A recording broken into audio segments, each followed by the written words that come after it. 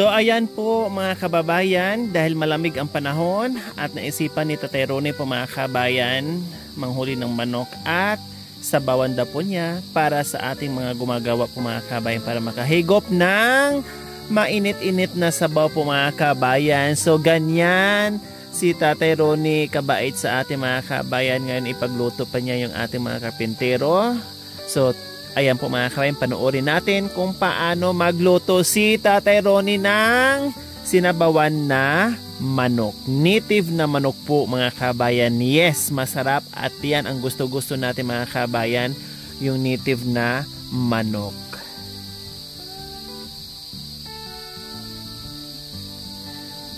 Maliit siya mga kababayan pero nakita naman natin na mataba yung manok. Maliliit ang mga manok dito ni Tatay Ronnie po mga kabayan. No, native na native talaga. Tapos may parang kulay itim. Hindi siya malaki mga kabayan. Talagang ano siya, maliliit lang siya pero alam ko malasang malasa pag mga gaya mga kabayan. Ang sarap ng sabaw niyan.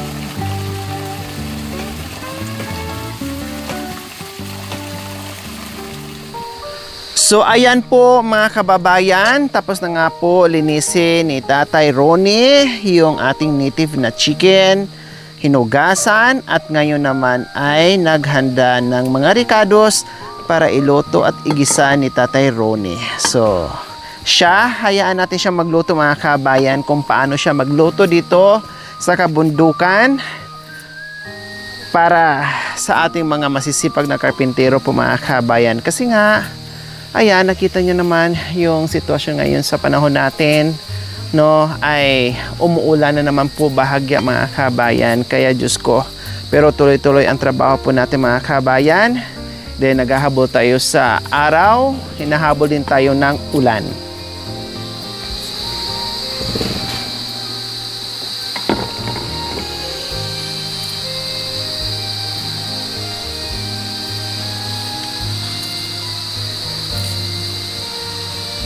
Sibuyas.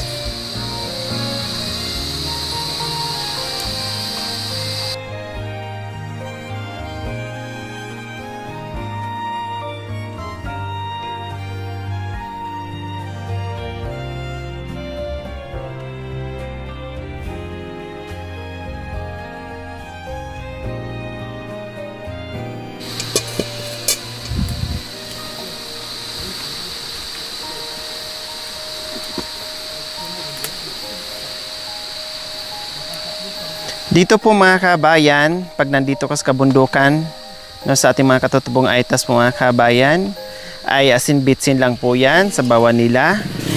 Ayos na.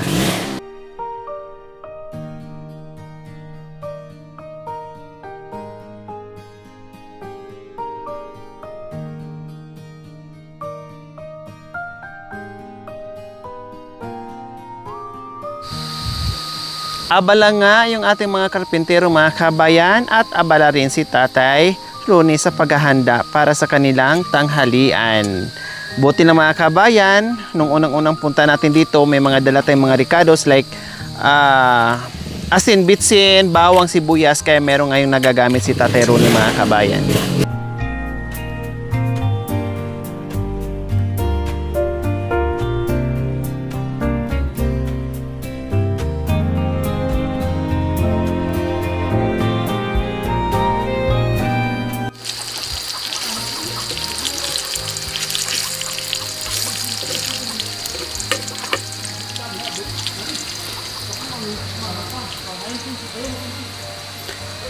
So ayan na nga po mga kabayan, ginigisa na po ngayon ni Tatay Ronnie.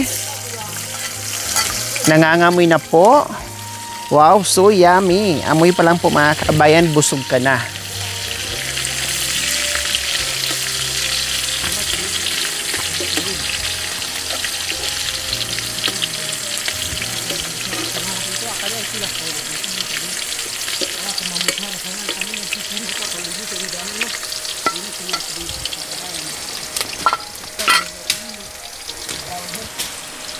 So ayan, kinukuha na nga ni Tatay Ronnie mga kabayan ang nagpapasarap at nagpapabango lalo sa native na tinulang manok po mga kabayan. Yung ating salay or tanglad po mga kabayan. Wow! Galing yan sa taniman ni Tatay Ronnie. Wow, ginagayat-gayat pa talaga ni Tatay Ronnie mga kabayan para kumatas at lalong magiging aroma. Lalabas talaga ang aroma ng salay kasi parang kinukusot-kusot ni Tatay Ronnie na parang nilabhan. Oh, 'di ba? Oh, hinugasan pa ni Tatay Ronnie. Kahit umuulan, panay ulan ngayon.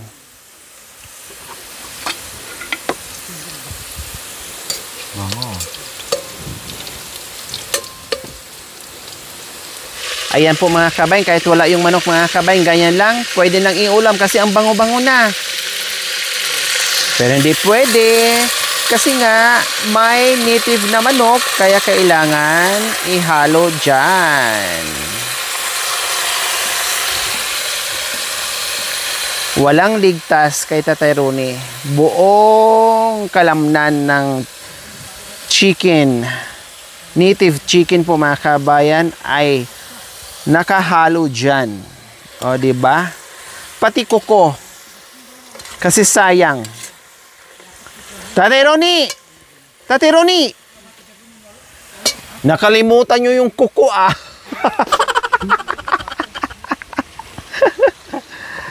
Yung kuko, ne! Nakalimutan yung kuko, ne! Aday.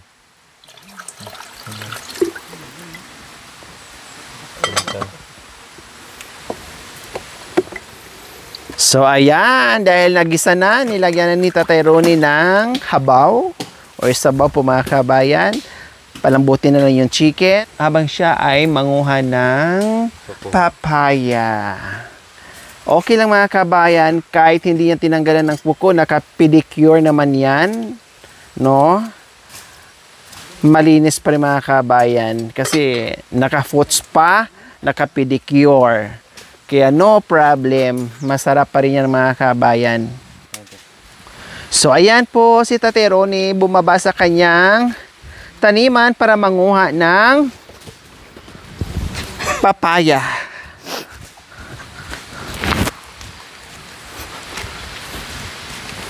Ang liksi-liksi ni Tatay Ronnie mga kabayan, akala mo laging nagmamadali. Sundalong-sundalo po talaga mga kabayan. Talagang napakabilis. Pati yung pag-akyat mga kabayan, sisiw na sisiw ni Tatay Ronnie. Oh, di ba? Oh, makanya. So ayan po mga kabayan, dahil nakakuha na nga po ng papaya si Tatay Ronnie, maniba pa po mga kabayan, lalong masarap ang ating tinulang. Mandapi. Masarap? Mandapi. Mandapi? Lalong masarap yung ating tinulang native na chicken mga kabayan dahil manamis-namis na yung ating papaya mga kabayan. Iba na yung kulay niya. Kaya lalong malasa at masarap yung ating mainit na sabaw. Sarap? Mandapi. Okay lang. Masarap yan. Masarap. Mayumo. Matamis. Mandapi, maniba daw po mga kabayan. Mandapi, maniba daw po. Okay lang yan. Masarap. Tumawa siya dahil maniba yung nakuha niya. Masarap nga yan eh. Matamis-tamis.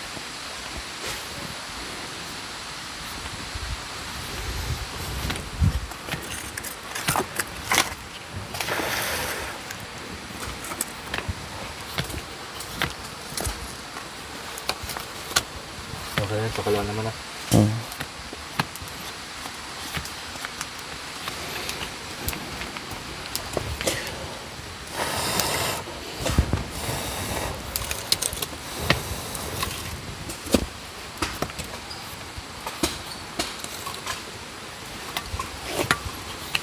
Mandapi.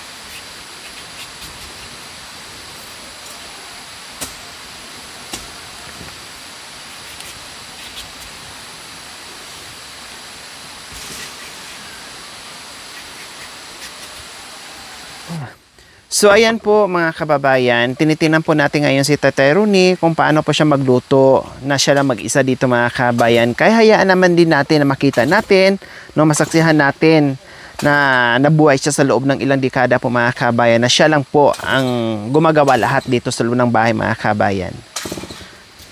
So ayan po mga kababayan, ginagayat na po ni Tatay Rooney yung maniban na papaya. Kaya natawa siya kanina. Kasi yung nakuha nga po niya mga kabayan ay maniba. Pero ayos lang yan. Nasubukan ko na rin yung mga kabayan. No? Hindi pa naman siya asing lutong-luto. No? Maniba lang siya. Makulay lang ng konti. Pero matamis-tamis ang sabaw niya mga kabayan.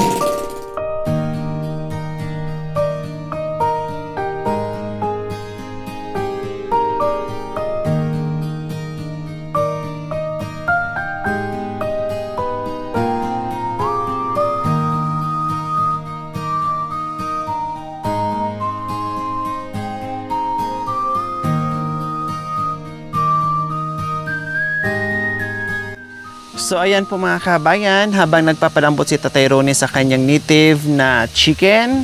So syempre po mga kabayan, yung kayo nakasanayan at hindi na mapipigilan na nagpapalakas sa kanyang katawan po mga kabayan, ay magpapausok din po siya mga kabayan.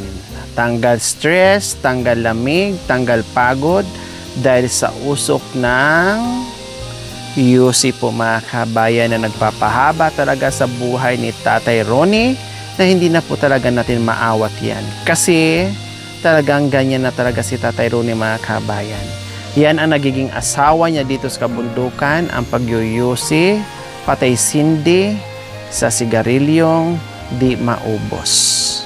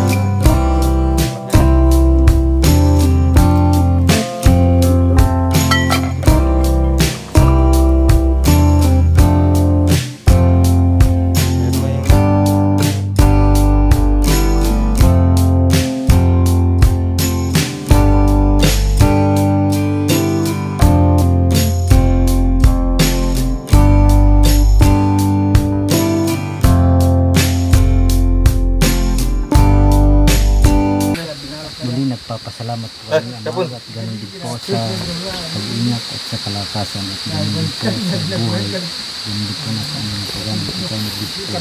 Amen. Amen. Sige na. Kasi So ayan po mga kabayan, sa wakas lumambot at naluto na rin po ang native chicken ni Tatay Ronnie na hinanda para sa ating mga karpintero po mga kabayan. Kaya wagas ang ngiti at saya nila sa mainit-init na sabaw na yummy na luto ni Tatay Ronnie. O, diba? Yummy hot chili. Tigsoy. Dito. Ay! Tumakbo! Eh, naku, tumakbo yung... Bigyan mo ito, Tero. Kanong Hindi siya kumakain.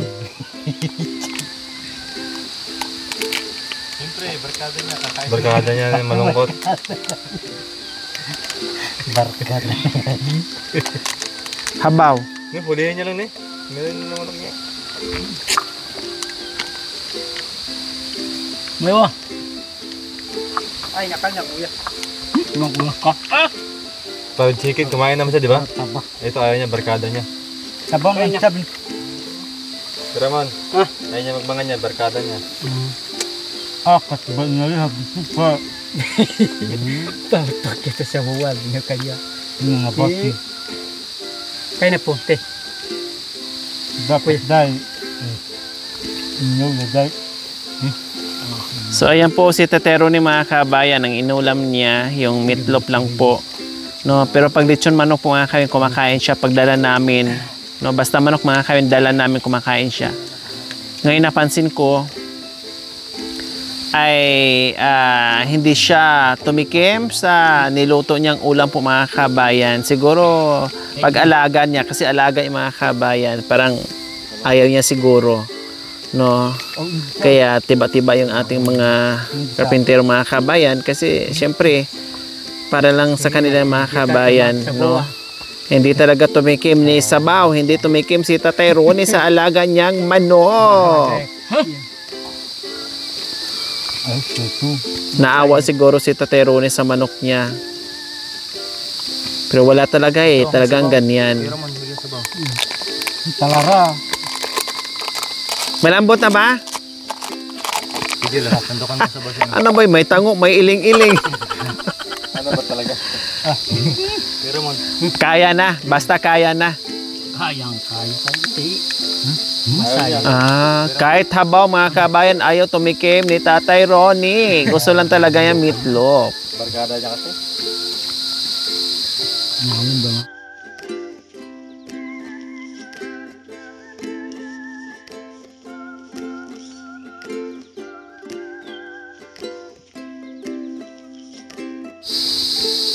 Asin lang yan. Tanong mo nga Kuya Joel kung bakit ayaw niyang kumain ng manok. Ay. Bakit daw? Kumain naman siya ng lechon manok Sa fried chicken. at saka fried chicken.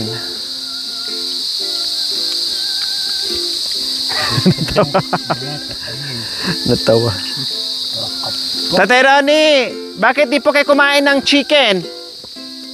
Bakit di po kayo kumain ng manok? Bakit? Alaga mo? Kumakain nga po kayo ng chicken joy at saka... sisiyo pa lang yan? Oh, Alagan niya po. alaga kasi niya kaya ayaw niyang kumain.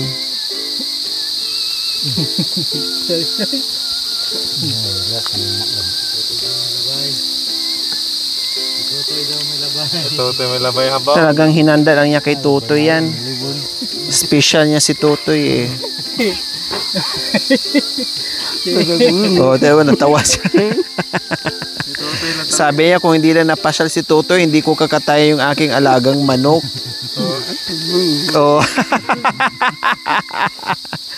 Talagang ikalan at talagang kinataya niya kuya. Paliglig na eh. Paliglig.